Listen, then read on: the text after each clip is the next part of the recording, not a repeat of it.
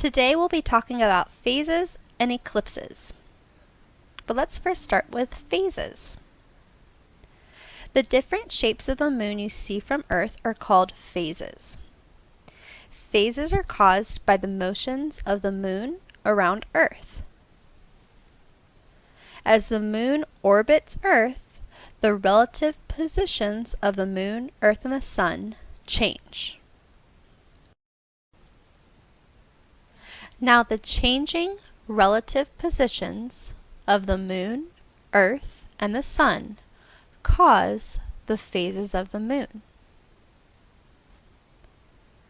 And the phase of the moon you see depends on how much of the sunlit side of the moon faces Earth. So, how do eclipses come into play? Well, the moon's orbit around Earth is slightly tilted with respect to Earth's orbit around the sun. As a result, the moon travels above and below Earth's orbit. But on rare occasions, Earth, the moon, and the sun line up.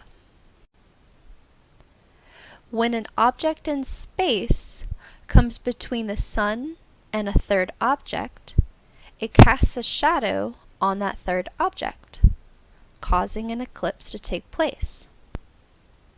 There are two types of eclipses: solar eclipse and lunar eclipse. A solar eclipse occurs at a new moon when the moon passes directly between Earth and the sun, blocking sunlight from Earth. The moon's shadow then hits Earth. And with the moon's shadow comes two parts. The darker part is the umbra, and the larger, lighter part is the penumbra. Now, during a solar eclipse, the sun's light is completely blocked to people within the umbra. They see a total solar eclipse. But with the penumbra, part of the sunlight remains visible, so people within the penumbra see a partial solar eclipse.